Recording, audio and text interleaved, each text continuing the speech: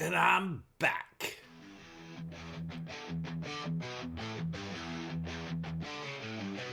Locked in the bunker, shadows shake. One man clapping secrets awake. Board games living, dice they break. Echoes pounding, hearts they quake. In the bunker, board games rolling. One man clapping, stories growing. Hard rock thunder, speakers blowing. Clapping loud, piano sound. Oh, it's good to be back in the hot seat, clappers. I've been away for a while. Welcome to the sound of one man clapping. I am the one man coming to you direct from the bunker. I am back. Strap in. It's going to be a bumpy ride today. This is a podcast about board gaming culture, and growing old gracelessly. I'm going to do a bit of share and turn back time.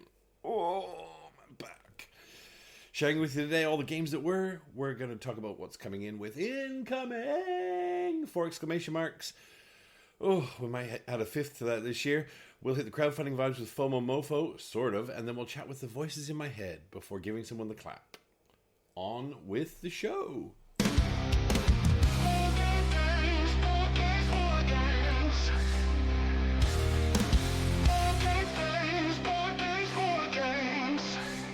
Well, clappers, it's been, I want to say 3 weeks since we've chatted. 3 weeks since I've had my proper therapy session. I've laid down on the couch and spilled all my guts to you fine folks around the globe. Oh, where to go? I started with 2 weeks. We spent 2 weeks in Fiji. It was holiday time. It was middle of term, but we took the peanut. The peanut's only 9, so, right, who cares about school, right? So we took the peanut out of school. The fox, peanut, and I, we zipped off to Fiji. Fiji's our happy place. It's where we go anytime we have enough money to do so and a bit of time to just relax. And so we spent 12 glorious days in Fiji. It was my birthday while I was there. I got 6 dives in. I'm a bit of a scuba diver from time to time, and I do love the Zen. I say to my daughters all the time, it's the only place I can find in the whole world where there's no complaining and there's no screeching, there's no asking for stuff. It's at the bottom of the ocean. It's just me and the bubbles. And it was amazing. It was amazing. We did 2 island trips. And I spent a lot of time not having to bear my own weight at these swim-up bars, which are everywhere. You know, the big signs everywhere say, do not enter the pool while intoxicated. The good news is you can get plenty intoxicated once you're in the pool. Apparently, they just don't want you to walk in while you're intoxicated. Good luck getting out. And, of course, back to work. Last week was back to work. Last weekend was my first weekend back in Australia after the time off. And, of course, if anyone's ever been away, which hopefully everyone's had that pleasure at least once in your life, you know the first couple of days back are mayhem. 974 loads of laundry. There's no food in the house. You know, so this is my first opportunity back at the microphone. Thank you for your patience. I have missed you all. A lot going on. Oh my God, a lot going on since my last day here in the bunker with you. Let's talk games. Because games are the best part of, what's going on. So March 22nd was Dusty's birthday. So we had a celebration of Dusty's birthday. We had that at Super Trooper's house. We had a whole crowd around. And we played a lot of games. We played a lot of light to midweight games. Dustin, and Super Trooper and I, typically when we get together, we play mid to heavyweight Euros. But, we had some muggles in the house, and, we want to be social. I mean, sort of. Not on my birthday. We'll talk about that later. But on Dustin's birthday, he wants to be social. He wants other people to feel welcome. He wants other people to feel like they're having a good time. So, we played some hits. We played Arboretum, which we hadn't played in a while. Arboretum is a great game. I'm not going to go into it. It's been around for years. I've talked about Arboretum a couple of times on the pod. Arboretum, I have a love-hate relationship with Arboretum. The art's gorgeous. The gameplay's simple. But man, there's so much pain when you play it. Good pain. Don't get me wrong. Good pain. We played Critter Kitchen, which is a delight. Critter Kitchen is one of Super Trooper's latest acquisitions from Cardboard Alchemy. We've talked about that again a couple of times on the pod in detail, so I'm not going to today. But Critter Kitchen is a delight. It's you're subject to the luck of the draw and what you can do with it.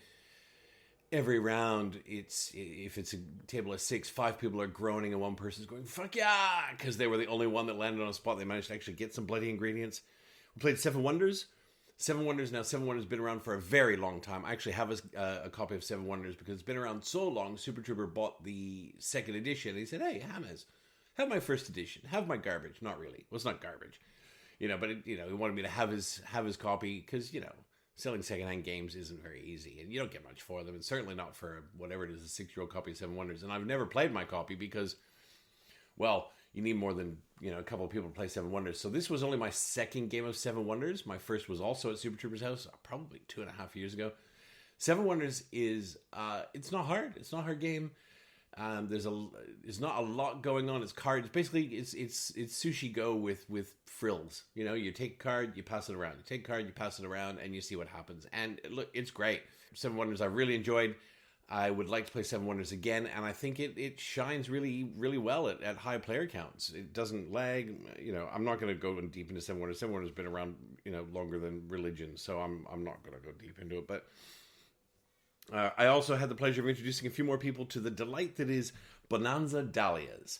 Again, we've talked about this a few times. I'm not going to do it in detail because I have a lot of games to talk about today. So I'm skipping over some of the stuff we've talked about a lot of times. But I managed to introduce some new people to Bonanza Dahlias, which I love. And Bonanza Dahlias, I think we played at 5 at Dusty's birthday party. And it was fantastic. It is a fantastic game. Bonanzas with the anthropomorphic beans is the same game with insane art. Bonanza Dahlias is gorgeous art. We love Bonanza Dahlias. The Fox and the Peanut love Bonanza Dahlias. I have a funny feeling if I could actually get Sparkle to the table, she would love this. She doesn't play games. Games are for nerds. She doesn't play games, and that's okay. I still love her most days. But one of the highlights of Dusty's Party is a game that I have only really played in this house with maybe the Peanut, and I think the Peanut and the Fox and I have played. We've only sort of played it at 3 max, and I think we played it at 5 at Dusty's Party, and that's Kites.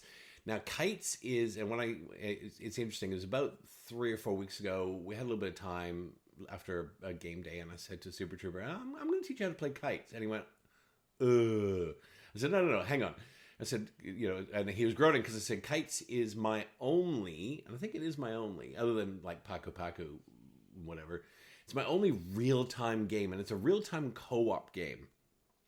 So in Kites, you've got a deck of cards, and on the cards, you've got pictures of kites, colorful kites, and in the top corner, you've got 2 suits, 2 colors and 2 suits. There are 5, I think, red, blue, green, yellow, orange, purple, whatever. There's a number. And on the table, I think you've got 6 sand timers, each one matching the suit, and there's a white one. And so you get dealt a hand of cards, and you can't look at the cards, and at some point, whoever's starting the game flips the white sand timer, everyone looks at your cards, and then it's on. And the first person to go will play their card, and whatever suit is in the top, if it's a blue and a red, you flip the blue and the red sand timer. And then they draw a card. The next person in line cannot play until you've drawn a card. So the next person will play, and they've got, I've got a purple. So they'll flip the purple sand timer. So, and this goes round and round and round and round. And it seems very, the first half of the game, people's like, this is fine. This is fine. I should note as well, in order to flip the white sand timer, you've got to play any single color card. So any card that has one color on it, you can flip the white sand timer. Each timer has a varying amount of sand in it. So the red's the fastest. I think the red runs in about 12 seconds. I think the the white's the longest. It runs in about 25 seconds. And the idea is you've got to burn all the cards in the deck as a group in order to win the game. So we did not win. Spoiler, you don't win very many games of Kites. Kites is something where you start the game and it's fine, and it's fine, and it's all going fine. And then about halfway through the game, you look up and like 4 timers are almost out of sand simultaneously, and the table goes, oh, fuck balls. And all of a sudden there's shouting. Somebody has to play red. Oh my God, who's got an orange? Who's got an orange? It's like a stock market floor, and it is wild. And we had so much fun. So we played I'll say base game of Kites because there's more. There are 3 different extra cards you can throw in, which are so awesome. This is where Kites gets really awesome. So you can play, for example, airports. So in the deck, there will be, I think, 5 cards that have an airplane on them. And if you draw the airplane card, you have to play it on your very next turn.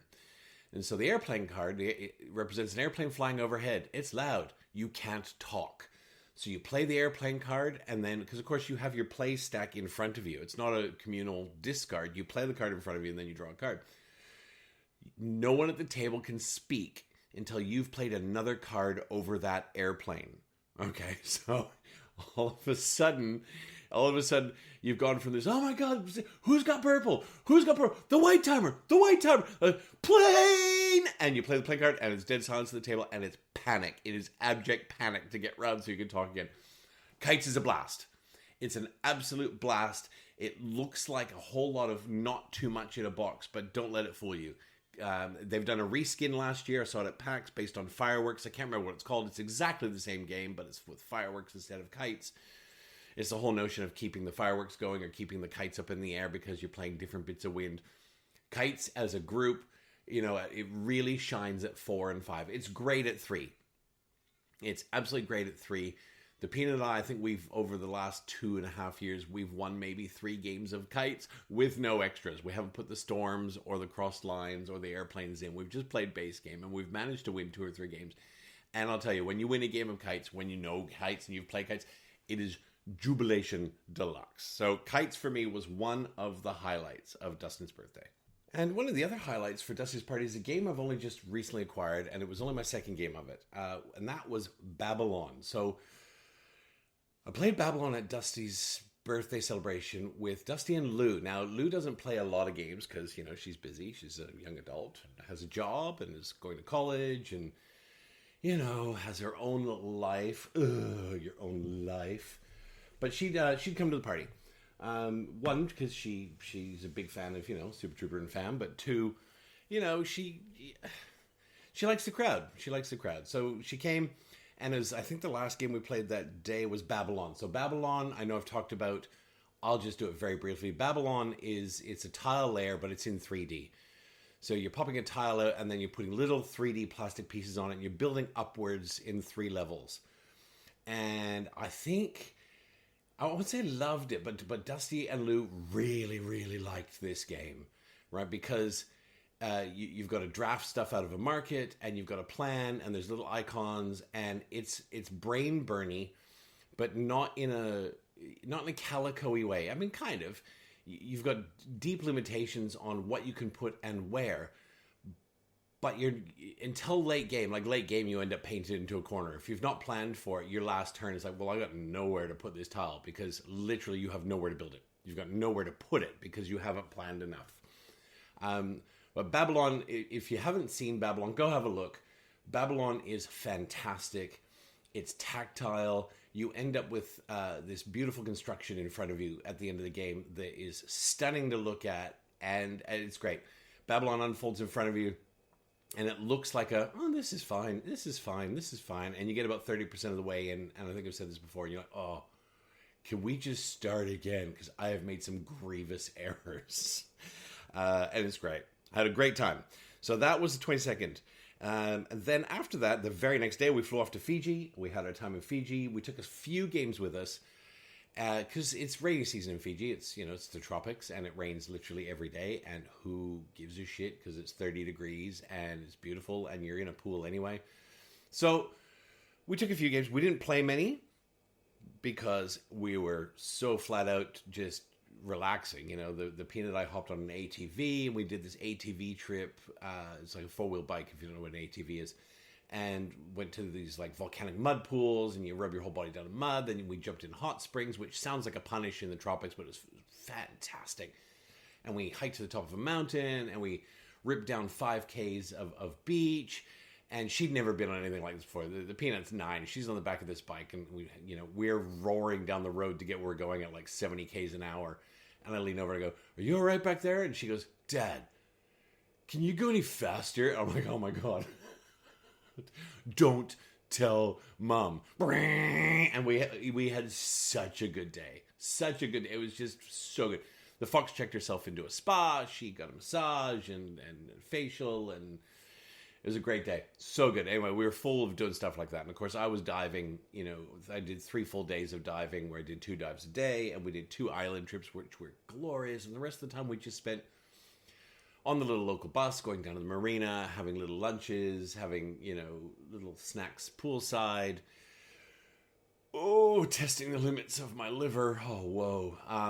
But yeah, it was fantastic. We were in Fiji, but we did play a couple of games. And I want to talk about 2. One we've talked about a little bit in the past, because Super Trooper and I got to play it at the Board Game Barbecue game day most recently, and so I introduced the Fox to Force Shuffle. So Force Shuffle's a little tableau builder, and I know we've talked about it before. I'll just do the fast forward version. Super Drew and I both played this game, and we came out the back end and going, oh, that was interesting. And I made the comment of, I wouldn't be surprised if one of us owned this game by the end of the year. And Super Drew went, nah. I've got Castle Combo, and you've got Earth, and this is like in the middle of both of those. And to be honest, I think I'd rather play Earth. I'm like, oh, okay. So anyway, 10 days forward from there, I went out and bought it because it was on Amazon. It was on sale with one of the expansions, and I just went to stuff it. It's not an expensive game. It's like $30, so I picked it up.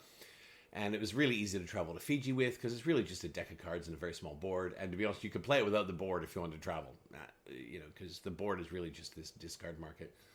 And I introduced the Fox to Force Shuffle. Meanwhile, the day before I'm leaving for Fiji, Super Trooper sends me a message going, just so you know, Force Shuffle is on sale on Amazon. So I've bought it. And I went, twinsies! We both own Force Shuffle. He went, I'll cancel that order. So anyway, he canceled the order because we try very hard not to double up on games because we only live 5 minutes apart.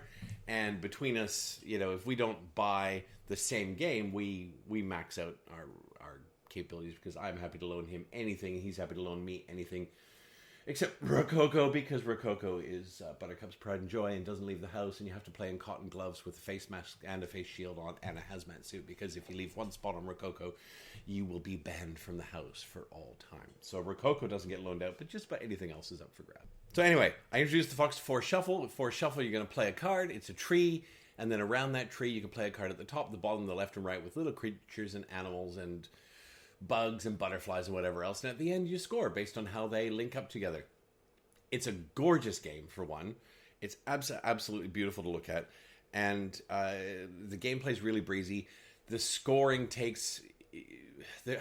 There's an app that I've discovered that you're supposed to be able to take a photo of your tableau and it scores. Super Trooper and I tested it out this last weekend. It doesn't work very well in that we found that there was quite a discrepancy between what the app was saying and the actual score when we did it manually. So watch this space.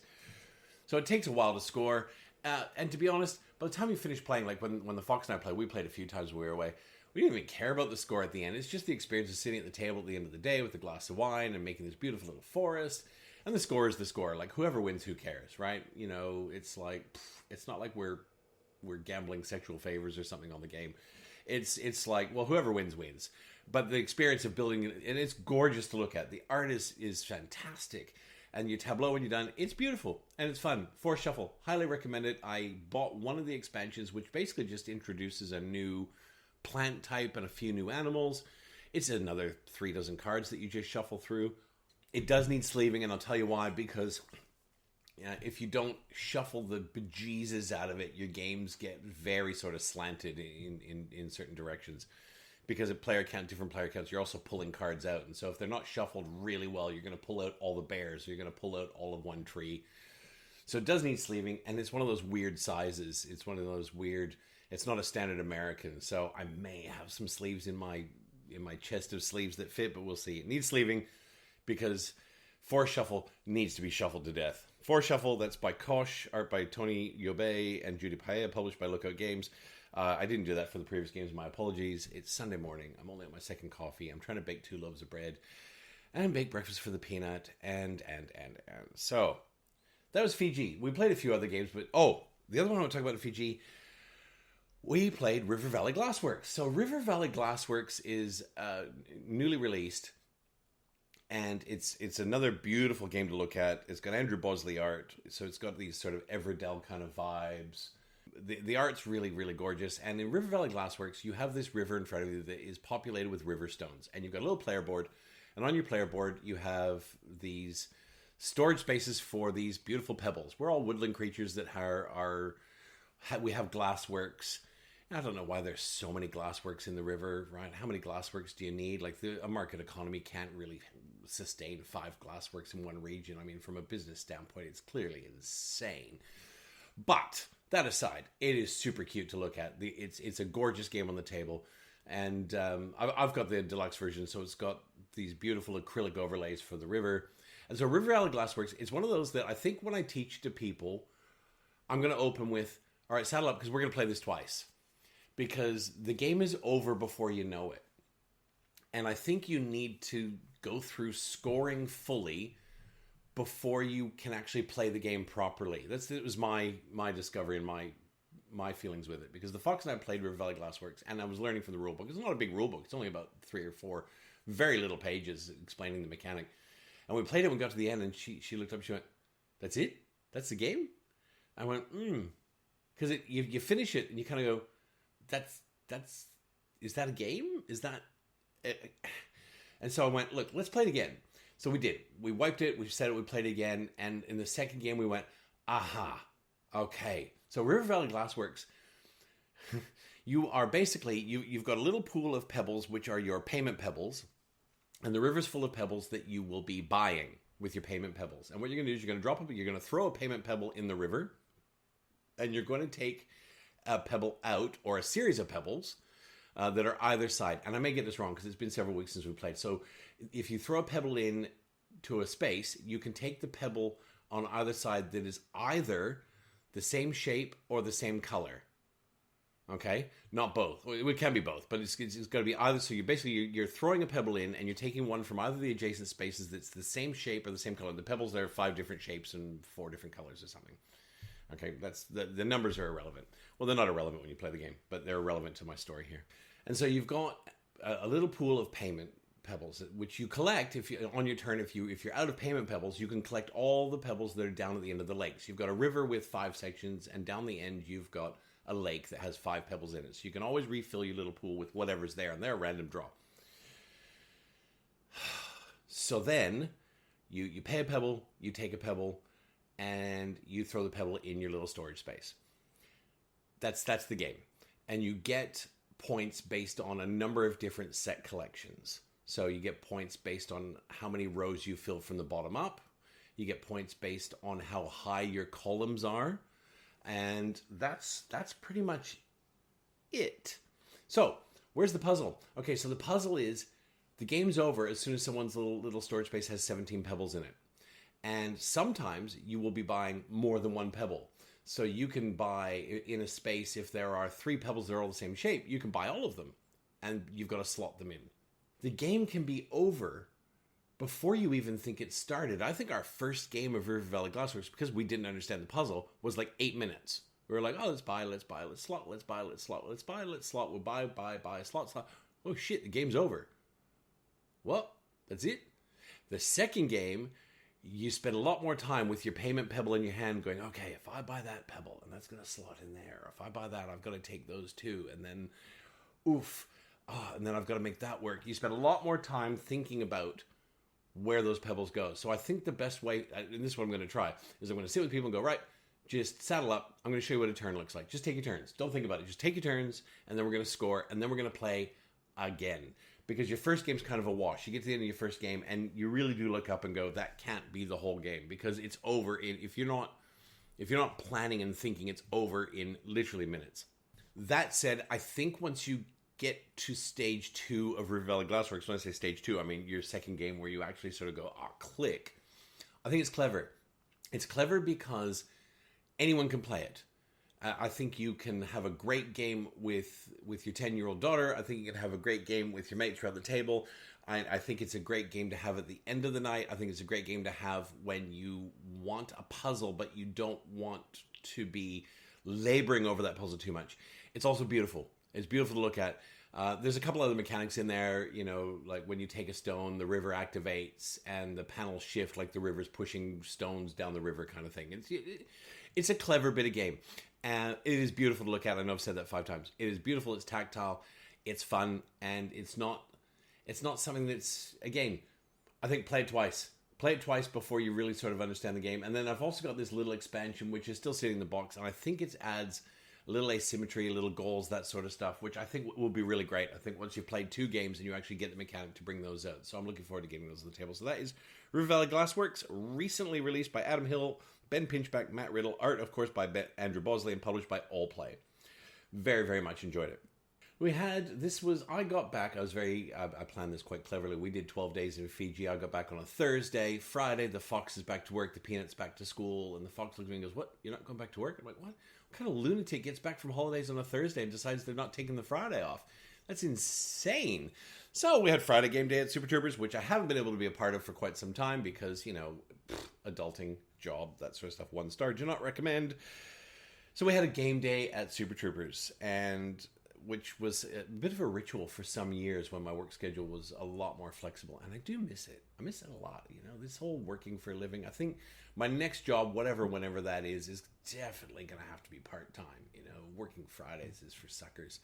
So we played one of my favorites. And when I say one of my favorites, this is probably a top 20 game for me currently. I really, really enjoy that's Darwin's Journey. Darwin's Journey, we've talked about a few times here. So again, I'm not going to belabor it. It's worker placement. It's a very sharp, tight worker placement. Money and resources are so tight in this. So tight. It's beautiful to look at. It's a Simone Luciani game. Nestor Mangione and art by Paolo Voto. It's published by Thundergriff. Super Trooper has the almost deluxe version. There's one component that he thought came with the all-in and it didn't. It is these beautiful colored actual I think magnifying lenses. So when the Oceania expansion releases, I'm pretty sure he's going to take that and he's going to finally get the fully playable version when that comes out. And so Darwin's Journey I love. I'm not going to go into it in huge detail because I've talked about it at least twice. But after that we played Point City, which Super Trooper brought out in the day, and inside I kind of died a little inside. I just went, oh. And that's largely because my only experience with the city games, I played Point Salad. I played a couple of games of that a couple of years ago. And Point Salad is fine. It's fine. It's not much of a game. You draw a card, you flip a card, you play a card, whatever. You're set collecting. It's fine. It's fine. I don't hate it. I would never go, let's play Point Salad, But Point City is a different beast. And I really enjoyed Point City. So Point City, again, you're building a little bit of a tableau in front of you based on the cards you're drafting, but you got a little more agency over which cards you're getting, and the cards do a little more and they interplay a little more. I'm not going to go into details because, to be honest, perfectly frank, I don't remember enough of the details to share them with you, but I can tell you I really enjoyed Point City. Point Galaxy is coming out sometime, which I looked at, and I just, when it was on crowdfunding, I just went, ugh, Point City, Point Salad in space, no thank you. But if it's more Point City in space, I will probably have a look at that at retail because I really enjoyed Point City. I thought it was clever. I thought it was about a half hour, 25 minutes to a half hour. It's a 5 minute each, 25-minute game. And I really enjoyed Point City. I think, the art was cute. I think the gameplay was cute. It's Molly Johnson, Robert Melvin, Sean Stankiewicz. I'm sorry, Sean, that last name is awful. Art by Dylan Mangini, published by Flat Out Games. Point City, again, tableau builder. It's way, way better than Point Salad. And after that, we had a little bit of time to kill, a couple of hours, and we got the crew, the Quest for Planet 9, back to the table. Now, Dusty, Super Trooper, and I have been working on the crew for about a year and a half. Ooh, we've had some really huge successes with the crew. We've had some really dismal afternoons with the crew. When I say dismal, we've still enjoyed it. Just no successes. So I can't tell you how many games of the crew we've played. Probably, I would say it would probably be 50 games of the crew, maybe. And we're about halfway. I think we've crossed the halfway mark. There are 50 different scenarios you've got to play in the crew, and I think we're up to 26. So we probably got another year or two on the crew. It's a great thing to throw down on the table if you've got half an hour or an hour. A game of the crew can last a minute and a half, as we've discovered, or it can last 5 or 6 minutes. And so in a half hour, you can easily get sort of 5 or 6 games out. You might not get 5 or 6 progressions, but you can get 5 or 6 games. And the crew is a blast. The crew is a trick taker. It's cooperative. Go look up the crew. The crew's been around a long time. It's a highly lauded game in the world of gaming. It's by Thomas Singh, art by Marco Ambrister, and published by Cosmos. Comes in a tiny box. It's literally a deck of cards and a little cardboard rocket ship and a couple of chips. It's a piece of cake to teach. And even if you've never really played trick takers, you can get your head around it pretty quickly. The crew is fantastic. From there, well, my birthday happened. We were in Fiji. We celebrated Dusty's birthday before I left. And so I had I'll call it a celebration. A lot of people saying, "Are you gonna have a party? Are you gonna have a party?" And I'm like, don't get me wrong. I'm hospitality. I worked in hospitality my whole life. I love a party, right? I absolutely love a party. I love getting people around. I love cooking for groups. I love entertaining. I love the noise. I love it all. I'm not yet successful in having a party that I love that involves board games. Largely because if the party's for me and I have everybody at the party, I don't get to play the games I want to play.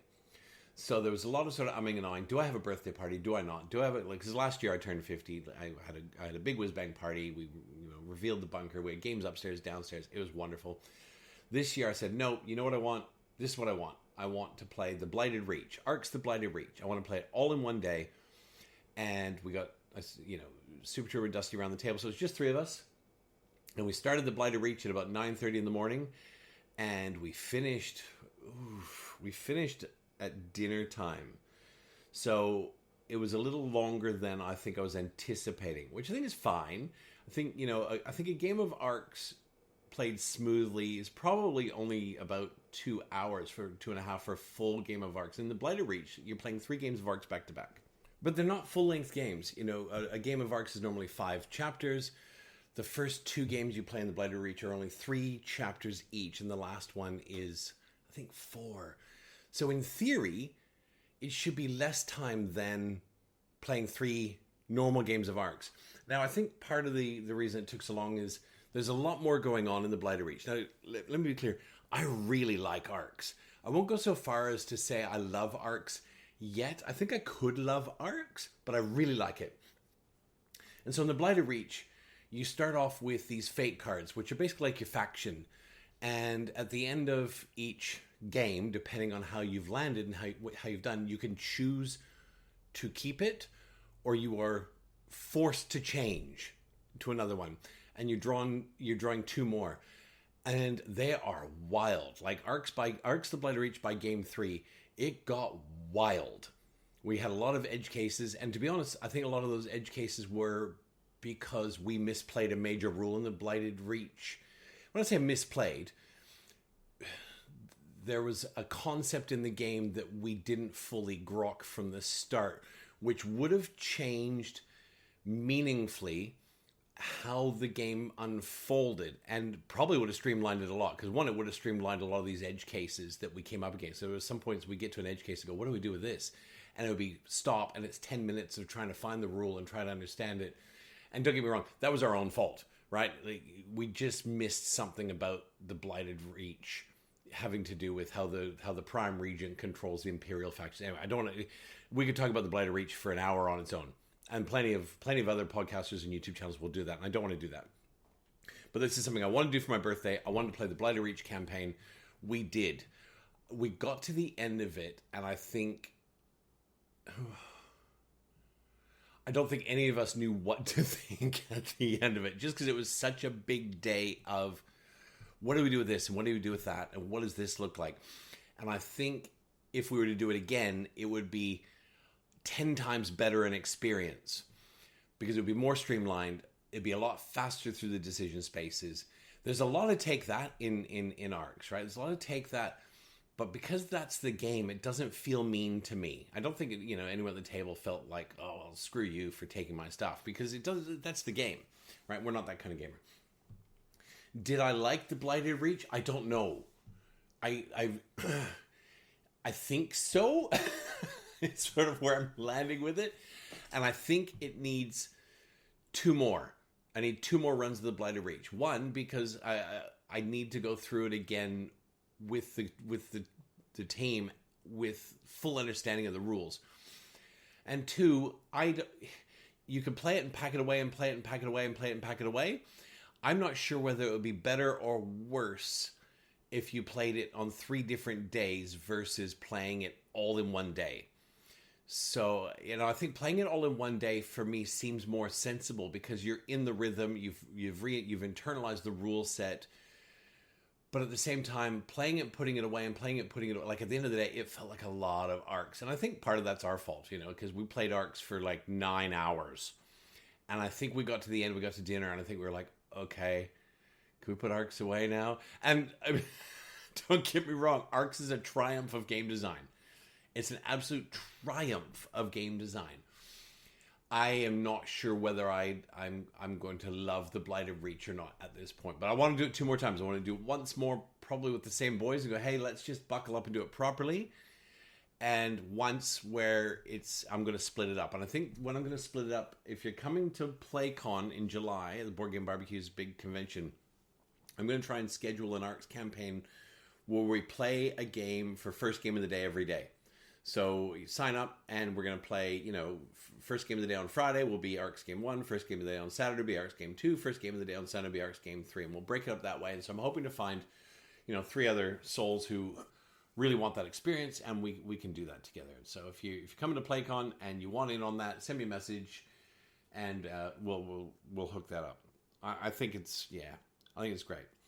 And so that was pretty much the whole day. For my birthday, I made a pot of Texas-style chili and a pot of mac and cheese because that's how I roll. And I made cornbread because the fox loves cornbread. And that was dinner. We had cornbread and chili and mac and cheese. And that was it. That was the end of the day. It was a long day. Well, it wasn't quite the end of the day. Super Trooper and fam left. And Dusty and I, had a little bit left in the tank. So we played a game of Spectacular. I know I've talked about Spectacular recently. Spectacular, I played with the Fox and the Peanut. And they absolutely loved it. I did a teach with Dusty on Spectacular, and I was teaching. He's like, oh, that seems pretty straightforward. And then I got to the last bit of the teach, went, and then this is going to happen. He went, oh, I like that. So, of course, Dusty dustied it. When I say dustied it, he mathed out the whole game from, I think he started at the end of the game and worked forward. And I think he cleaned my clock by about 119 points. But I had a great game. I had a great game teaching it. I love watching him work, when there's no pressure and there's nothing. This is the last game of the day, and, we're having one more drink, and I had a great time. Spectacular is a really fun game. I think it plays 5, and because it's simultaneous play, I think it would be a blast at 5, because I think one of the mechanics in Spectacular is after your turn, you pass your little tray of resources to the left, and it's gone. And I think trying to math out your whole or look forward around the table as to what's coming your way is going to be that one step out of reach for most of the table. And to be honest, when I play, I play and I have a quick look and I play and I just hope for the best. And that's me. That's me because I don't. There's a threshold of investment of brain power for games like that then start to encroach on my personal enjoyment. Whereas I know Dusty gets personal enjoyment out of that puzzle, and I love watching his brain work. There's sometimes I'm playing, I'm like, oh man, I love you, man, but could you please take a turn? And there's some games like the Spectacular game, I'm like, I don't care, take your time. And then, turns finish, he's like, hey, just one more thing, can I just change my mind? I'm like, bro, you fill your boots, like I don't even care. So we had a great game of Spectacular. I lost by 9 million points, but it was my birthday celebrations. It was just the 3 of us and Buttercup and their daughter Beelzebubbles came over, who's the Peanuts bestie, and they ran around and jumped in the pool and did crazy stuff all day, and it was a blast. A couple more to go. As I said, it's been a while. Clappers, it's been a while. So, I am delighted to announce that I have been playing Elder Scrolls Betrayal of the Second Era. Huzzah! The clouds part and the sun shines down and the flags are on the ramparts. So, I am a mad Too Many Bones fan. I am a mad Skyrim, Oblivion, Morrowind fan. And so, I got back from Fiji and there was my 16 kilo, 35 freedom units for those of you that are in Tariff land, box waiting for me, and it was a massive box. And the wonderful thing about Chip Theory games is there's no punching, there's no sleeving. The cards are PVC, there's no sleeving. You basically open it up, you unwrap everything, and it's pretty much ready to go. So I got down in the bunker the day after my birthday games, and I got, okay, let's get Elder Scrolls out. So we got it out, got it sorted, got all the parts out. It says, we recommend you play on a 2 foot or 3 foot by 4 foot table. And I'm like, yeah, I think mine's like 3.5 feet by 6 feet, and holy shitballs. Whoo! It's a beautiful thing though. So if you play Too Many Bones, I am not going to spend the next half hour talking about Elder Scrolls, because otherwise that will be the entire podcast. I will probably unpick it in a little more detail with my personal experiences a little bit later on in another episode, maybe, or I might just move on. But in Elder Scrolls, it's basically Too Many Bones with Skyrim thrown on top. But Skyrim's not just thrown on top, it imbues every single part of the game. When I say Skyrim, I'm talking Elder Scrolls, obviously. Skyrim's the most recent and the one I've played the most, because then you've got Skyrim, the 10-year anniversary, and I've 2 or 3 times a year I'll get back on the Xbox and play Skyrim for a couple of weeks, because it's like putting on my favorite pair of boots. So in Elder Scrolls, you are basically rolling dice, you're building characters, and it all starts with this character creation, which actually makes me feel like I'm at that loading screen, choosing my race, choosing my class, choosing my starting skill. It is spectacular. And unlike Too Many Bones, I think Too Many Bones is the kind of thing where I think if you had 2 people that were in the same frame of mind, I think it would be a great game. But I've said this before, by and large, I think chip theory games are solo games, even though they're not branded that way. Too Many Bones for me is a wonderful game. I think it's, I would play it at 2, but because the combat in Too Many Bones is quite abstracted, you're playing on a 4x4 mat, and it's really just, it's a positional abstract for combat, and you're rolling dice and planning out your puzzle. It's a resource attrition puzzle during that combat. Elder Scrolls is not. In Too Many Bones, you roll a die and it's gone. You don't get it back, until the end of combat, until the end of the battle. In Elder Scrolls, you roll a die, you use the die, it goes into a cooldown track, which you can actually advance and grow through the course of the game.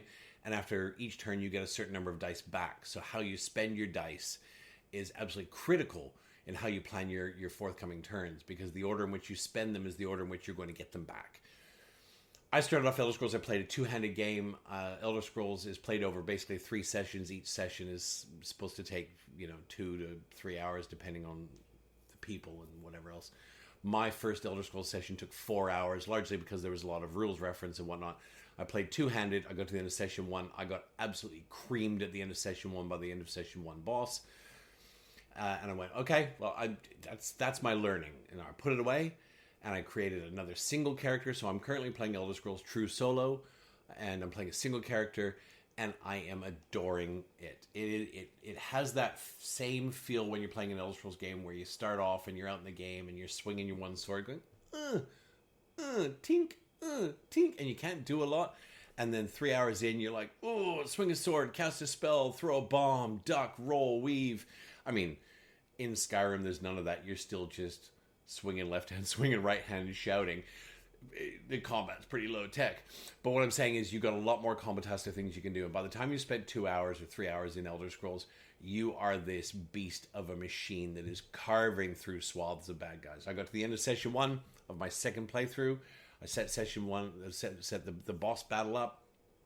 I won't say it was a breeze, but it was complicated. There's a lot going on, and you can look at it and go, right, this is how I want to approach this. Is what I'm going to do. This is how I'm going to get through it. And woo, huzzah, got through it. So I cannot wait to play session 2 of my next playthrough. And I think this is the kind of thing that I think the guys will love. I think we get the likes of, Battleships and Super Trooper to the table. I don't know if Dusty's much of an Elder Scrolls fan, but I get the funny feeling that Super Trooper and Battleships will probably play this. And it's the kind of thing, the save system is spectacular.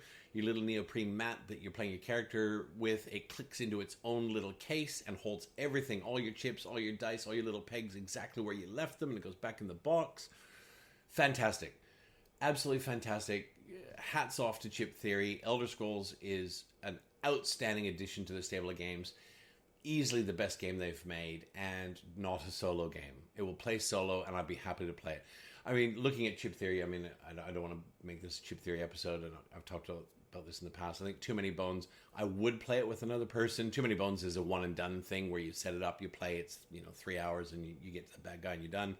I would play it with other people. I think no problem. I don't think that it necessarily makes the game better. I think it's Too Many Bones. I often play 2 or 3-handed solo, and it's a fantastic puzzle. Cloudspire, which is, their sleeper cult hit. I love Cloudspire, and people either adore Cloudspire or they've never heard of it. Cloudspire is a tower defense game. The solo in Cloudspire is absolutely outstanding, because basically you're playing against all the different factions and their action programming. And I actually think Cloudspire on a 1v1 would be awesome. And I think it's the kind of thing that Dusty would love, because it's all the math.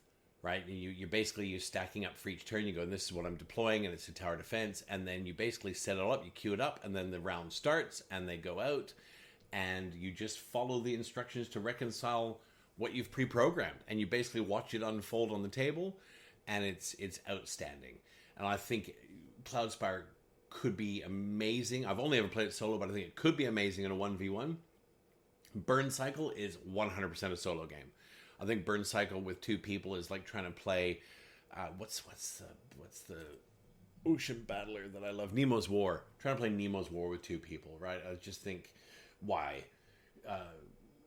Burn Cycle as a solo is superb. It's a superb game. I mean, Burn Cycle, people, again, unlike Cloudspire, where people either love it or they've never heard of it, Burn Cycle, people either love it or they fucking loathe it. Like, that is the shittest thing I've ever played. Burn Cycle is awesome. Honestly, Burn Cycle is awesome as a solo game. It is absolutely spectacular as a solo game. And the theme and the gameplay. And my deepest hope right now for Chip Theory is right now they're doing their last campaign for Cloudspire. It's called Harbinger, and it's coming out with the big Trove chest style thing. And then they're kind of moving on from Cloudspire as an IP. They're going to still keep producing it, selling it, but there's no new IP. My deepest hope is they do the same thing with Burn Cycle, because I've got a lot of Burn Cycle and it doesn't all fit in the main box. And I would love for their next big campaign. Oh, Carlson Brothers, please. I know you're not listeners, but listen, like, look, I'm praying to the Chip Theory gods. I would love for them to do another thing like they've done with Harbinger and just go, bam, here is the Burn Cycle finale. Here's the new campaign. Here's the new bits that are going with it. And here's the great big cube that goes in your Kallax. Because the Trove chest for Too Many Bones is a sensational bit of storage. It is not an insert, it's an outsert. It fills a whole Kallax cube, and it is spectacular. I can't wait for the Cloudspire one to arrive. And I'm just deeply hopeful that they do the same thing with Burn Cycle. I can't wait. Chip Theory games, Elder Scrolls. One final little footnote on the games that were, because, man, there were a few last weekend, yesterday? What the hell day is it today? Today's Sunday. Yes, Friday night. Man, all the days blended. Adulting sucks. 1 star, do not recommend, right? All the days blended together. Friday night. We don't often do night gaming, but we're just in the mood, and Super Troopers girls were out doing something, and he's like, oh, you free for a game Friday night? I'm like, oh, maybe. Had a big week. I'm an adult. I'm 51. I'm pretty fucking tired. But yeah, let's do it. So Super Trooper came over and we played Ark Nova, which is the game I think that we have played. I think we worked out Friday night. This was our 19th game together. Ark Nova, we played with the new maps, Map Pack 2. So we played with the new maps. Loved the new maps. We had so much fun with the new maps. Even on the games I've played of Ark Nova where I have lost phenomenally, and as I've said before, there was a game I played where just the card play and whatever, I think I ended up with 1 chameleon. That's all I had in my... I think there was more, but I only had 1 chameleon for like the whole first 2/3 of the game. It was the shittest zoo that people have ever been to. There's just 1 chameleon sitting in a cage. Even then, I still had fun playing the game. And this was our closest game ever. I think there was only 2 points in this game, which is remarkable because Ark Nova is usually sort of a 10-point game. Sometimes a little more, 12 points, 8 points. This was 2 points. There was 2 points in it, and it was fantastic. Had a great game. Zoom Map Pack 2.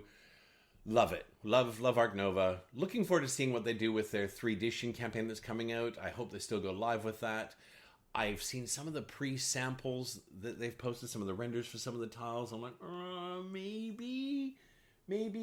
I don't know if it's going to make it a better game. I'm still holding out for, overlays for the player boards that stop everything from shifting around. But whatever. We'll see. We'll wait and see. Ark Nova. Love. Boxes on the doorstep, new delights inside. Heaven's on fire, fields to divide. Strategy and dice, bring the night alive. Incoming thrill, no need to hide. This week on Incoming! 4 exclamation marks. There's not a ton, but there is a bit. Obviously, it was my birthday recently, and the boys spoiled me rotten. They bought me 2 games, which is ridiculous that they would do such a thing, because they're not... The guys don't give me little games. These are big, chunky, meaty games, and so delighted to see them. One was Sankore, which is I think by the same designer as Merv. It's got, tool art. The box is about 8 kilos. It's like a 4.9998 on BGG for weight. Not really, but it's up there. It looks fantastic. It looks absolutely fantastic. And the other one that I got for my birthday was Tabanusi, which is one of the tea games by Board and Dice. The tea games, I think we have most of them in our circle of friends now. Teotihuacan and Tilatum, and we don't have Trismegistus, which is going to be relaunched next month. Trismegistus by Board and Dice is being relaunched, and there's a new one coming out this year that's been designed by David Turtsey. So looking very closely at that one to see what's coming. I think the only two I've played with any consistency is Teotihuacan and Tekenu, and really like both of those. Obviously, really like both of those games. Very much looking forward to playing Tabanusi. Tabanusi looks, again, like a very heavy game, and Sankori looks gorgeous, absolutely gorgeous on the table, and I can't wait to play both of those.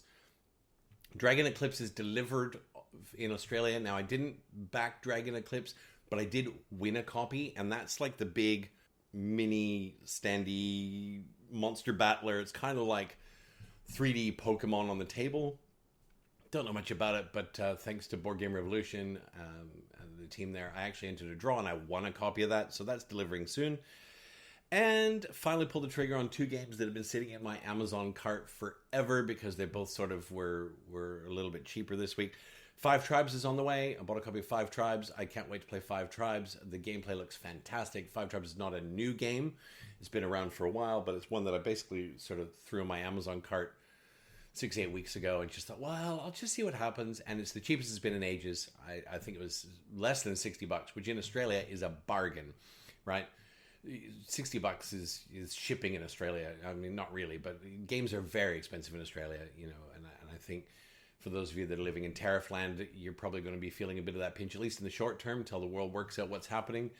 But games are very expensive, so to get a game of that caliber for less than $60 is insane not to. And the other one I pulled the trigger on is I'm all in for Deceased, the CMON crowdfunding campaign, and I've been, I guess, itching for it. Obviously we're going to talk a little bit in Voices in My Head about some of this stuff, but how and when and whether it delivers this year, I was kind of itching for it, and so I bought Deceased Gotham City Outbreak, which was their retail release, and they released that after the campaign. It's not a part of the campaign, as in Gotham City Outbreak is not part of the crowdfunding campaign. It's kind of their small box retail version, and it's basically Deceit. It's basically Zombicide, but you are all the villains breaking out of Arkham. It's one scenario, but it's going to tickle that bone for me. I started reading the Deceased graphic novels last night, which I bought last year at PAX. They were on sale. I bought them at PAX. I bought all 5. That's the box set. So I started reading those to get excited. Finished book 1 last night. It's excellent. And so Deceased Gotham City Outbreak is on its way, and we'll get that to the table. I really like Zombicide. Zombicide is silly fun.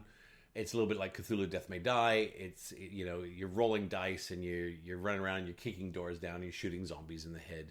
It's fun. I actually really like it, and you can play it 4-handed. It's breezy enough you can play it 4-handed. So those are on the way. That's 1, 2, 3, 4, 5 games on the way. And that's it for incoming. FOMOMOFO, we're not going to cover this week because, 1, I've got a lot to talk about. We're at the 50-minute mark already, and I haven't even gotten to Voices in My Head. But 2, it's a tough space in crowdfunding. So instead, we're going to go straight to...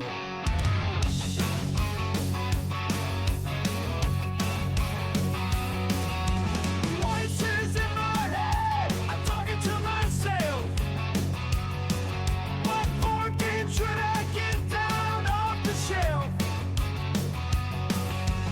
What should we do?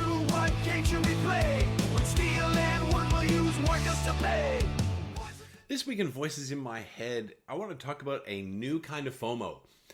So FOMO, I guess, clappers, everyone, if you're listening, FOMO's fear of missing out. FOMOMOFO is our regular segment because I am the fear of missing out mother fucker. Because I love, crowdfunding and getting excited and ordering things and waiting. And I hate waiting, but I love waiting. When you watch things get built and you're following the updates, the releases, and the press releases, and the commentary, and the stories of the game being built. I love that. I love watching it unfold. It gives me exceptional joy to watch all these things unfold. Right now, obviously, in the world of board gaming, we've got Captain Cheeto in the United States, and I don't mean any disrespect to the United States, guys. Like, you're a huge country, and you're a huge force to be reckoned with in the world. This is not meant to be. It's just a bit of light fun and play. But Captain Cheeto, who is swinging dicks with the world on tariffs right now, are there tariffs? Won't there be tariffs? By the way, China, it's now, next week it'll be a 400% tariff. And tariffs, this is not a tariff commentary. I don't want to talk about tariffs in detail. But these tariffs, which Donald Trump is enforcing with China, have the very real capability of impacting all of us around the world in board games. Now, let me couch all this with first world problems. And it is first world problems, right? Board games are a luxury item, right? They're not feeding my children. I'm not living in them. I'm not living under them. Although in the bunker, I probably could build a shelter out of board games. What's going on right now between the US and China, there's going to be a spillover of some sort. And unless you've been living under a rock, everyone listening knows exactly what I'm talking about. So these tariffs have a very real impact in that while the tariffs only impact games going into the United States, every game produced in the world now has to look at their global economy from a completely different vantage point. Now, there's some really great commentary out there. If you haven't been following it, hop on and look for Jamie Stegmaier of Stonemaier Games. He's released a couple of really great statements. When I say statements, they're more like articles. He runs a very transparent game about his business in the board gaming industry.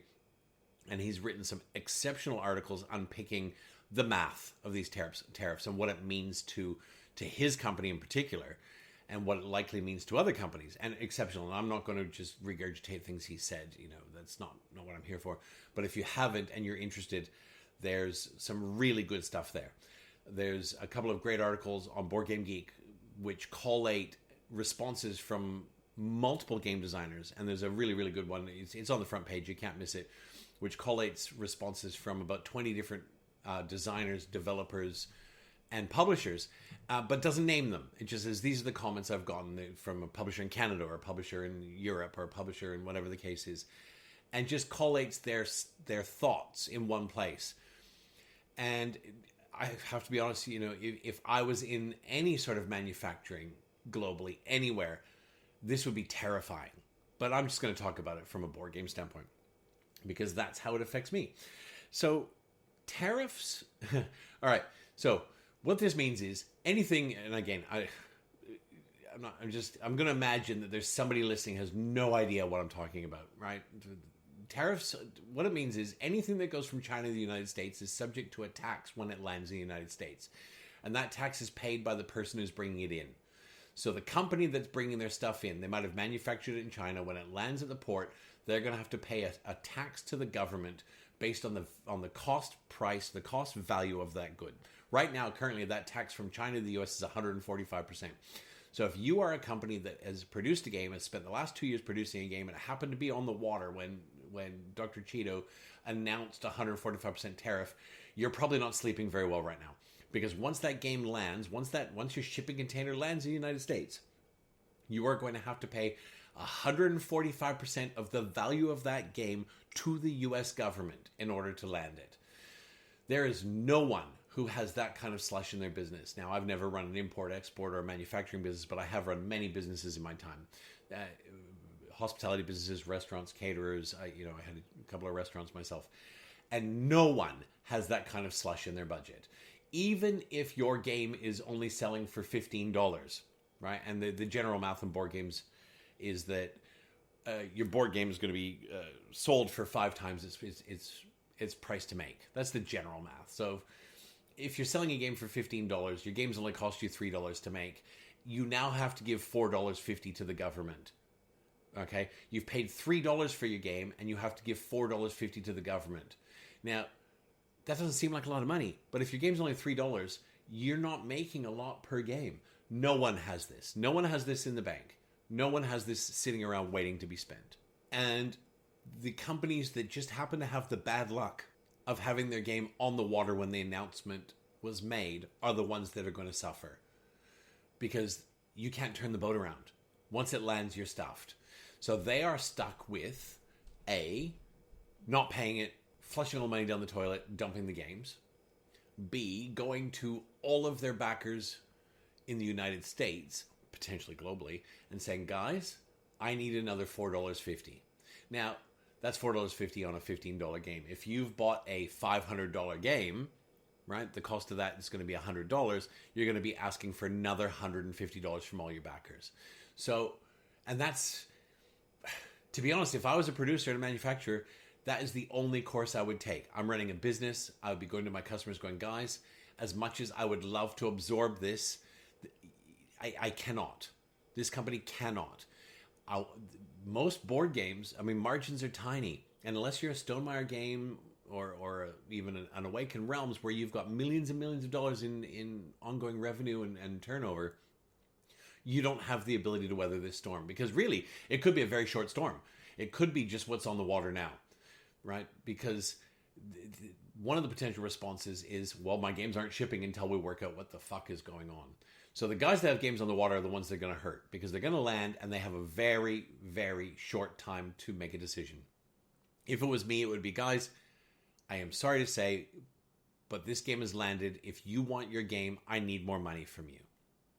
That's not their fault. If I had a game delivering, and even though I'm in Australia, a lot of games, they will ship to the US first. Not a lot, but there's a portion of them. They will ship to the US first before they're shipped globally.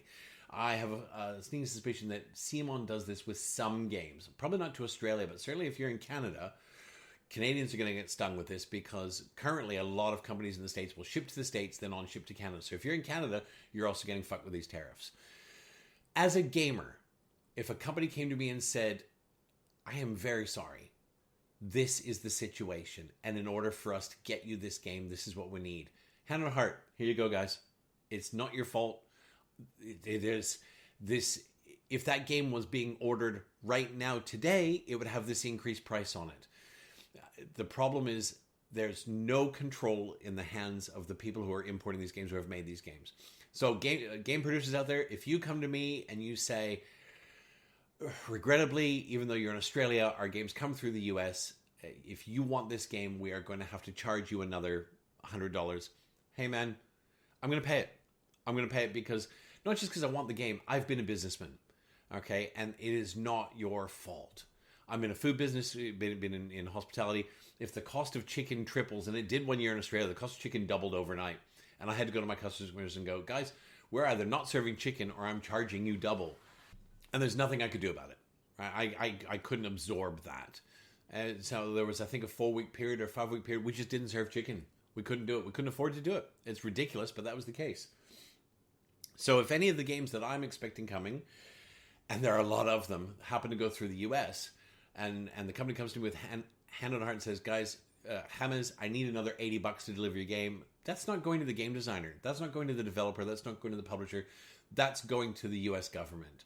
They can't control that. I can't tell you what to do, clappers out there. If you are in Freedom Land and you're going to get hit with tariffs, I can't tell you what to do, but I can just say, try not to take it out on these guys. It's not their fault, right? I know plenty of companies that come out and said, we're not going to charge you. 401 Games, for example, which is a game distributor and company in Canada, has come out and said, if you have a pre-order with us, we are not going to charge you. We're going to absorb this in the short term, and good on them, right? It's a wonderful thing if they can do that. If a game is going through the US at all, even if you're not in the US, you are going to get slugged with this surcharge. So those designers and developers and distributors that have games on the water, they're the ones getting fisted because this was a surprise, motherfucker.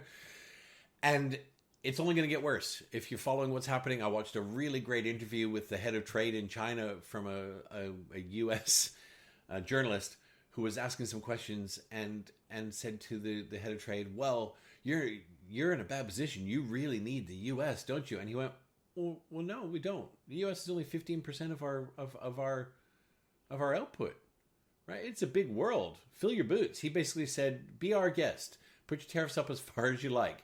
And he was very calm. He wasn't inflammatory, he wasn't aggressive. The reporter was a bit of a douche. She wasn't very nice, and it looked like she was trying to get a rise out of it. And he was very calm. He just said, China's been around 5,000 years, lady. We will be fine. And look, my honest thinking, I'm not an economist, but my honest thinking is that in 6 weeks' time or 8 weeks' time, this isn't going to be a thing, right? You can only go so far. And if China's willing to call the bluff every time it goes, China can bankrupt the United States if they want to. They're not going to, but they could if they wanted to. They own, a huge amount of U.S. bonds. They could if they want. Again, I'm not an economist. Let's get out of that space. But, for me, I think this is a really interesting space because this affects all of us. So some of the other responses from big companies, Hexplorit, who has a couple of campaigns out, basically made an announcement the other day, and I deeply respect this and said, look, guys, we are freezing refunds. Okay, if you want a refund, we respect that. We have a refund policy, but this is a force majeure. This is an event that is outside our control. We are freezing refunds. So just bear with us. We're not saying you can't have a refund, but we're freezing refunds at this point until we get clarity around what's going on. I think that's brave and bold and a really good move. They're not saying we want more money. They're saying, please don't come to us for a refund right now because that will cripple our business. We're not doing it. We will reopen refunds potentially once we have a greater understanding of the impact. Earthborn Rangers, I can't remember who made Earthborn Rangers, but it's a company that is, I think, European-based. They opted because their big underpinning business mantra is sustainability, sustainability, sustainability. So Earthborn Rangers is being regionally produced. Now, I think because of the way they produce and because their whole game is largely card-based, they were able to do so. So they are actually producing the games in the United States and in Europe and shipping from there. So they put a statement out the other day saying, please note, these tariffs do not affect us. They won't affect your game. They won't affect our distribution model. They won't affect anything. And high five. Obviously that doesn't work for all games because even if you have to buy components in from China, you have to buy card stock, you have to buy, your paper, you have to buy pieces for your tools and your dies, whatever the case is, there's going to be tariffs on all that stuff. So Earthborn Rangers, I'm sorry I don't have the details with me, but they made a statement that they're saying, we're all good. It's all good. Now, I think, to be honest, in Australia, by and large, this isn't going to affect the cost of our games. We're the first stop from China usually. Okay, we're only a 2-week sail from China, so it is exceedingly rare that games go from us into the United States, from China to the United States and back to Australia. I mean, that would be an insane shipping model. So we're not impacted by the tariffs directly. This could impact us indirectly, though, because it would be a very easy move for big companies, small companies, and companies all over the place to when they're launching a new crowdfunding model to go, look, we're just going to build $10 more into everybody and suck it, right? We're going to build $10 more. They'll have to do some weighted math on what percentage of their anticipated sales are in the United States, and they can just go, right, okay, it's a new world order, guys. This game's $10 more, or this game is $80 more, whatever it is, right? Something like Enormity, which is $700. They'll go, well, your game's $100 more. Now, Enormity's coming out of China. They're based in Europe. I don't want to go on a I'm going to wind that back. I'm not going to go through a case-by-case model on everyone who's shipping games. But it's not likely to affect us directly, as in the tariffs on imports into the United States are not going to affect us here in Australia directly. It's not going to affect you in Europe. It's not going to affect you in Asia. If you're in North America, though, I know there's a lot of the shipments that go to South America or that are going into sort of Mexico or they're going into those sorts of parts of the world, certainly that are going into Canada. It's not often that a game ships directly into Vancouver. It does happen. And I actually think it's going to happen a lot more. The companies are going to decide if they've previously been shipping into the United States, they're going to go, well, stuff this. We're going to pay to send a separate container to Canada because while that initiates a branching distribution model which comes with costs, we can pass those costs on, but those costs are going to be much, much less than possibly 145% tariff. And let's just asterisk that by saying this may not even be an issue in 3 months. It may not. This may be a flash in the pan where everybody's swinging dicks and beating their chest, and then in 3 months they go, right, okay, we've renegotiated, we're settled down, and the tariffs aren't a thing. The threat of these tariffs now is always going to be there from the United States, unfortunately, and I think some of the interesting statements from around the world, and I'm not going to get into them again piece by piece, but there's a lot of countries in the world have said, we can't trust the United States government. We've been allies for 120 years, and now we can't trust the stability of our future together. And that's a horrible position to be in. Like, you know, whether it's your next door neighbor, or whether it's a work colleague, or whether it's a country that you've been working hand in hand with for 100 years, to not be able to trust what they're saying and move forward on that understanding. I mean, to just throw out the North American Free Trade Agreement and go, this is gone. See ya. Here's tariffs, Canada. I mean, okay. Okay, man. But, like, you sure? You sure this is how, like, you sure this is what you want to do? I'm not judging. I'm just saying, man, like, it's a new world order. And so I think crowdfunding campaigns are going to look very different from today. And I think in, 2 to 5 years, there's going to be the world before this tariff explosion and the world after this tariff explosion. I think the easiest move forward is going to be a lot more fine print. Guys, this is the price. However, please note we have the right to amend your price in future due to global volatility, whatever the case is. I think, Jamie Stegmaier, one of the comments he made in one of his articles was, I think we're going to see a lot more companies moving away from retail into crowdfunding. Retail relies on a geographically centralized distribution model, all games coming into a country, all games going out to different spaces. Whereas crowdfunding, you can actually unpick, well, only 36% of my games are going to the United States. And they go to the United States, and then they are being distributed in the United States, and we can send these direct to Canada, we can send these direct to Australia, New Zealand, these direct, and so I think, and I think there's sense in that there'll be more games that will just go to crowdfunding, they won't go to retail at all, and that's not a terrible thing, because it means that some games are going to become more special by nature. It's not about, the FOMO of, well, it's never going to be printed again. But when things are going to crowdfunding and they're not going to retail, well, that can impact decisions. That may drive more sales to crowdfunding, which is good for game designers and distributors. Some interesting bits of agility in the game market. GameFound announced recently that they're fast-tracking region-specific pricing. As a designer and distributor in crowdfunding on GameFound, you'll be able to charge more for games going to the United States. Several game campaigns have announced they've been shelved. They're just going, nope, we were about to launch, but please note we're not about to. Now we're going to just hold it. And I think there's sense in that. If you're not desperately needing the capital to move forward as a company, why would you right now? Right? And I think that there's a lot of companies out there, and I'm not going to necessarily name names on these, Simon, that are probably using campaigns as a forward momentum. We'll talk a little bit about Simon in detail in a minute. But I think most companies, most games that are on GameFound and Kickstarter are done by a guy who's been working on the game for 10 years and wants to bring his game to people. And he spent the last 10 years of his life making this game. And he wants you to play this game. Now, why would you launch it now when you have no idea what your future is going to look like? And I think there's sense in just going, right, we were set to launch on April 21st. We are not. Watch this space. That's good for everyone because it means we're going to get clarity around it. Large companies like Mindclash, Awaken Realms, Mindclash is about to launch Trismegistus, and they've just said, look, we're still going ahead. I can absolutely guarantee that they have completely reworked their modeling for their pricing for this up-and-coming campaign.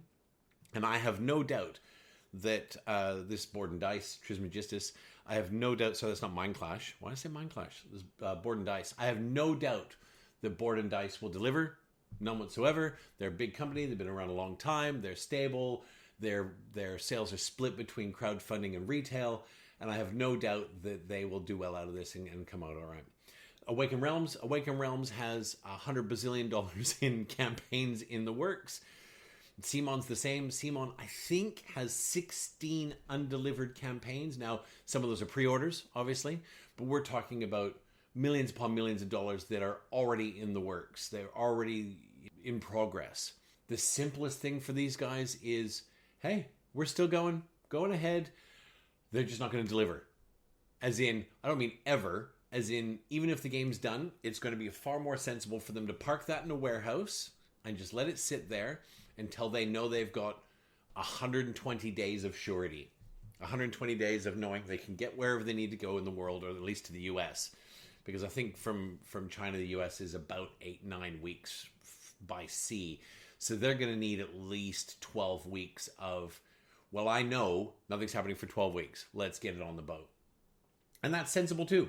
Look, CMON, there's a lot of talk about CMON. I don't want to shit on CMON. CMON makes really fun games, right? I love Cthulhu Death May Die. I don't own a lot of CMON games, but I am all in on Deceased.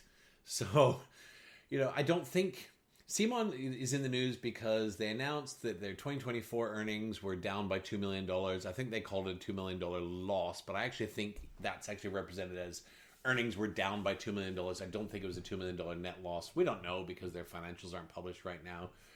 And so their trading has been frozen. And everyone's up in arms going, oh, trading's been frozen. Trading freezes all the time for public companies, guys. It freezes all the time for a number of reasons. And the reason their trading's been frozen is because their financials hadn't been released yet. They're based in Singapore.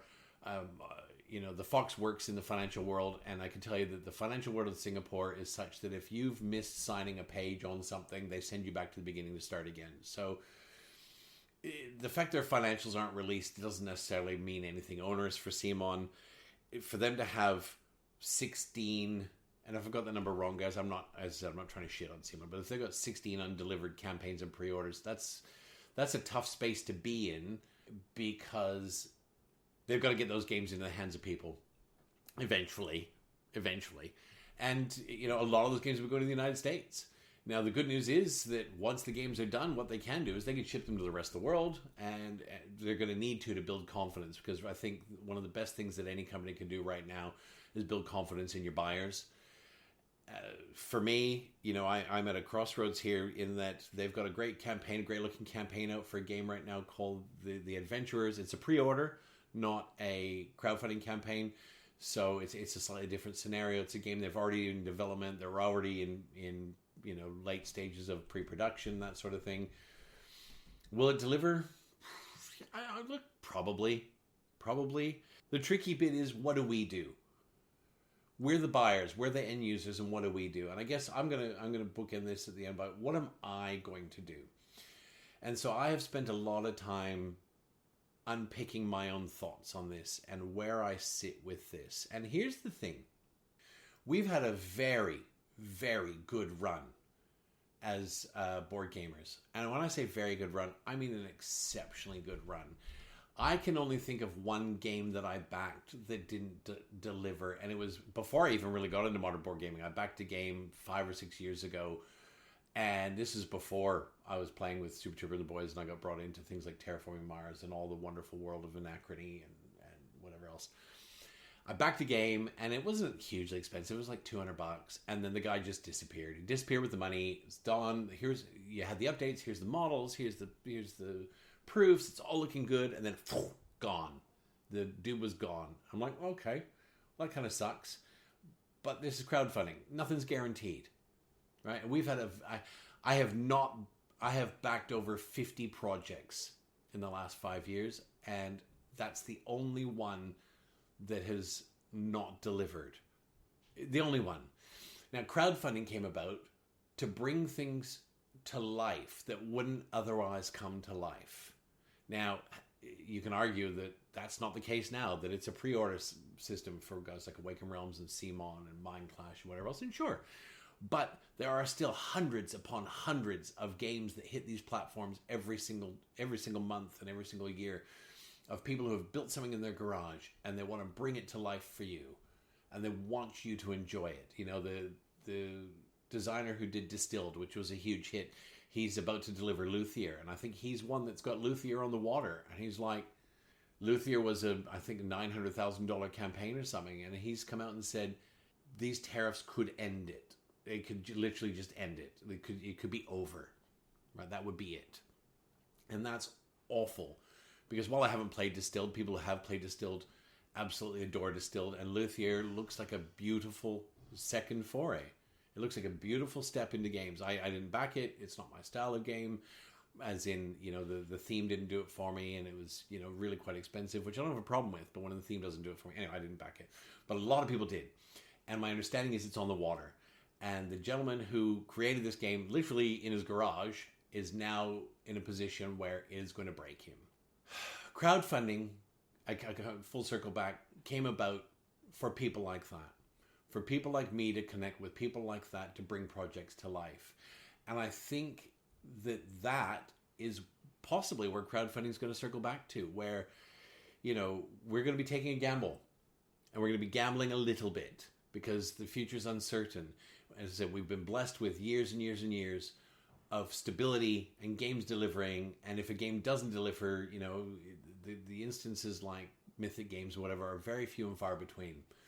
And it may be now that it's just a little bit more of a roll of the dice as to whether a game's going to deliver or not. And I can put hand on heart and say I'm okay with that. Because if I don't continue, okay, and this is my stance only, but this is where I've come to. I'm a regular backer of crowdfunding. I think I have 17 projects that are in progress. I love the process. I love getting these bespoke little things that maybe aren't even going to retail. I love getting the big whiz-bang things. As I said, I'm all in for Deceased. I'm all in for Enormity. I don't know that I'm all in for things like Revenant, which is a Mind Clash game. And I have no doubt that, those sorts of things will deliver. And they may deliver under slightly different circumstances when they come. And if any of these publishers come to me and say, look, because of our business model, these certain things are routed through the United States. There's an increased cost for us to get you your game. I don't think there'll be many for me personally. But if they did, okay, you're running a business. Here's the extra money you need. But if I stop backing, okay, if I sit here and I go, well, I'm going to now circle the wagons around my wallet and I stop backing and I go, well, I'm going to wait. There are campaigns that are going live tomorrow. There are campaigns that are going live next week. If I do that, I become another instability for these people trying to run a business. I become another source of uncertainty. I become another bit of angst. I am the buyer who are people going to buy? Are they not going to buy? I've run a business. The last thing people need is more uncertainty. So for me personally, I've made the decision just last night and this morning, after having good chats, online with my friends and seeing what's about, that I am going to continue. And if that's a little bit more of a gamble, that I am okay with that. Because if I don't, then I'm actually going to become part of the challenges for these companies. I won't go as far as say I'm part of the problem. I'm not a problem. You can choose to spend your money and not spend your money. That is absolutely up to you. Every one of us makes that decision every single day. But I have a habit of being involved in game campaigns, and I've decided that if there's a campaign that I like the looks of, I will be backing at a level that I'm comfortable backing, knowing that there is a chance that this may not come to fruition. And I'm going to be okay with that. That's me. That's my stance, clappers. And whatever stance you have, I respect that. It's, money's important. We all need money to live, and I'm lucky enough to have a certain amount of disposable income. And for me to be able to say, I am not going to be in uncertainty for you the producer. I'm looking at things like Pest by Arcona, which is version 2. I hadn't paid for my pledge yet. Unless they announce that they're not delivering between now and when I choose to pay, I will continue to. I'm not holding off for any reason other than I'm just waiting for the updates to come, till a point. And did the same thing with the first version, and I will likely pledge for them. They've got another campaign out. They've got Philharmonics, which is in the works, and they've got another one that just finished called, I think, the Great Library, the Great Harbor. And good on them. They're a small producer. They're in the Mediterranean somewhere. They're nice guys. They're passionate gamers. They don't run massive campaigns. And if I stop backing, then I am part of the challenges that they will face as a business. And that's the death knell for any business. So that's me. That's where it leaves me. Clappers, I don't know where it leaves you. Good luck. Good luck to you. It's like saddle up and good luck. It's a wild ride, and who knows. As I said, in 3 months, it could be a non-issue. But that uncertainty will always be there, unfortunately. And that's the voices in my head, man. They go round and round in a circle. This week's clap, we're going to send a clap out to the New York Times. I'm a subscriber of the New York Times, guys. I find I don't often read the news or journalism or anything because it is so depressing, right? And the news outlets we have here in Australia, it's just clickbait garbage. It's so rough. It really is. I often would get my news from CNN, which I find very balanced. But the New York Times is, I've been a subscriber to the New York Times for quite some time. They do great podcasts. They have one called The Daily, where they every single day they do a half hour, which is a wrap up of some big issue that's going on. And they have been incredibly fair and balanced in all their coverage of this stuff. Every time there's something that happens, they're not coming with exclamation marks or going, oh God, it's the end of the world. They go, hey, this is what's happening. This is what you need to know. And this is how it could impact you, no matter where you are in the world. And it's hard to find good journalism. I don't get sponsored by the New York Times. I don't get sponsored by anybody, right? This is my opinion. But my clap this week, it's a big one. It goes out to the New York Times because their journalistic integrity and their coverage has been exceptional. And I'm very grateful to that. So a huge one, New York Times. And that concludes this week's therapy session. Thank you, OMC crew, for smiling and nodding while I share the trials and tribulations of my first world problems. This week's episode has been brought to you by salad. Yes, salad. When you're 51, you spend 12 days at a swim bar in Fiji. It seems that salad is your best friggin' friend for the foreseeable future.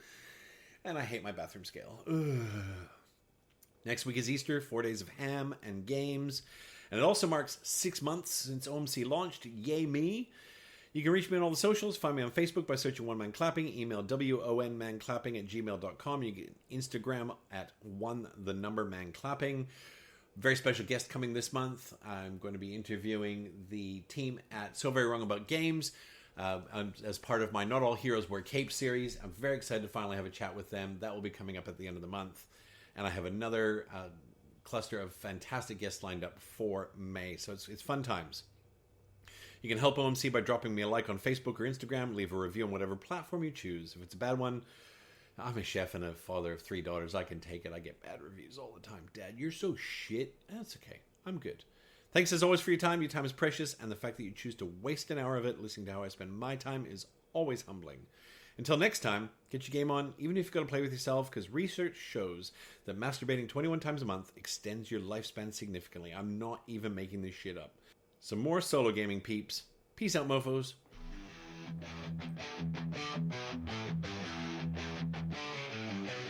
Locked in the bunker, shadows shake. One man clapping secrets awake. Board games living, dice they break. Echoes pounding, hearts they quake. In the bunker, board games rolling. One man clapping, stories growing. Hard rock thunder, speakers blowing. Clapping loud, piano sound. Coming soon, Tariff, the minigame.